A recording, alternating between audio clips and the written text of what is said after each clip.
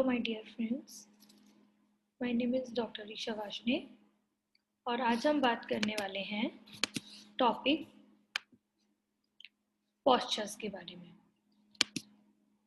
What is posture? Posture is a reflection of the position of many systems that are regulated, determined and created through limited basic rough patterns.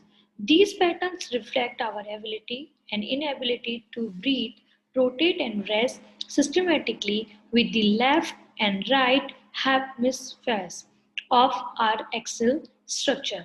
Posture is the way we sit, stand, kneel and walk. It is determined by the body structure. It can also be influenced by genetic and emotional factor. Our modern lifestyle combines with force of gravity, often in our healthy upright posture. आसन कई प्रकार की स्थितियों का प्रतिबिंब है जो सीमित बुनियादी खुरदरे पैटर्न के माध्यम से निर्धारित और निर्मित किए जाते हैं. हम इसमें ये तरीके को मानते हैं जब हम चलते हैं, खड़े होते हैं, बैठते हैं. हमारे जो भी शरीर की रचनाएं निर्धारित की जाती हैं उनको हमने यहाँ पोस्चर कहा है. Definition: Good posture is one which the body is so balanced as to produce least fatigue. एक अच्छा आसन जो होगा या अच्छा posture जो होगा जिसमें शरीर बैलेंस्ड होगा उसमें कम थकान उत्पन्न होती है. That assumes position which enables the body to perform or function effectively. यह ग्रहण करने से जो शरीर को प्रभावी ढंग से कार्य करने की सक्षम बनाती है. There is no single best posture for all individual, yet some general norms regarding posture position. सभी व्यक्तियों के लिए कोई भी सबसे अच्छा आसन नहीं, फिर भी कुछ मानदंड रखे गए हैं. Correct posture of standing and correct posture of sitting. Concept: correct posture of standing.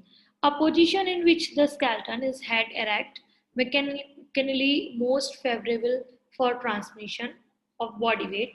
Center of gravity should be on the line shown passing through the body. Correct posture of standing.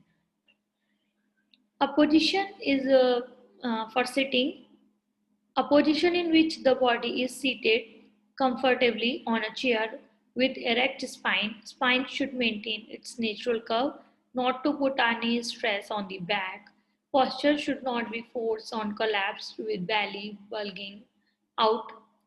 Correct postures of sitting. Advantage of correct posture: first is physically appearance, जो आपका शारीरिक उपस्थिति है, आप कैसे दिखते हैं. अगर आप बैलेंस रूप से खड़े होते हैं, आपके शरीर की अनुपात आपके शरीर का सही है तो आपका पोस्चर सही कहलाता है या फिर हम सही उसको मानते हैं. ग्रेसफुल इफिशिएंट मूवमेंट: अगर आप करेक्ट पोस्चर होगा तो आप देखने में सुंदर लगेंगे, ग्रेसफुल लगेंगे, इफिशिएंट लगेंगे. फिजिकल फिटनेस: आपके शरीर की जो फिटनेस है वो बरकरार रहती है. लेस चांसेस ऑफ इंजरी: चोट लगने की संभावनाएं भी कम हो जाती हैं. प्रिवेंशन फ्रॉम डिसीज: हमें रोगों से बचाती है. इम्प्रूव्स कॉन्फिडेंस: हमारा आत्मविश्वास बढ़ाती है. स्पोर्ट्स परफॉर्मेंस: खेल में प्रदर्शन शानदार रहता है. जॉइंट मोबिलिटी: संयुक्त गतिशीलता रहती है. लॉन्गेविलिटी: आप लंबी उम्र तक जीवित रहते हैं. कॉजेज ऑफ बेस्ट पोस्चर: जो हमारा पोस्चर खराब होता है उसके क्या क्या रीजंस रहते हैं. इम्प्रॉपर डाइट: हमारा प्रॉपर डाइट ना लेना. डिसीज: बीमारियों से ग्रसित रहना. बाय बर्थ: कुछ जन्म से भी हमारे शरीर के अंग नहीं बन पाते हैं जिनकी वजह से भी हमारे पोस्चर्स बैड हो जाते हैं. ड्यू टू एक्सीडेंट: किसी दुर्घटना के कारण हमारे शरीर का अंग चला जाना. फैटिग और थकान की वजह से. फैशन में हम जैसे हाई हील्स पहनते हैं या फिर टाइट कपड़े पहनना जिसकी वजह से हमारा चलने का ढंग जो है वो बदल जाता है. डेलिकेसी एंड इमिटेशन: नाजुकता या फिर हम किसी की नकल करना. Lack of fresh air and rest: ताजी हवा खाना और ताजी हवा लेना एवं रेस्ट आराम करना, इसकी वजह से भी हमारे पोस्चर बदल जाते हैं.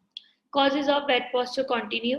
लैक ऑफ प्रॉपर एक्सरसाइज: आपका शरीर में प्रॉपर एक्सरसाइज ना करने की वजह से भी शरीर के अंग प्रॉपर रूप से नहीं बढ़ते हैं या फिर उनका साइज जो है वो अनइवन हो जाता है. लैक ऑफ अवेयरनेस: जागरूकता की कमी होना. अनसूटेबल फर्नीचर, अनुपयुक्त फर्नीचर यूज करना, ओबेसिटी, मोटापा की वजह से, बैड हैबिट्स, बुरी आदतें, improper way of carrying weight, वजन उठाने के बेहतर तरीका, lack of rest and sleep, आराम और नींद की कमी, other reason causes of bad posture, बहुत सारी खराब मुद्राओं के कारण और भी कारण हो सकते हैं।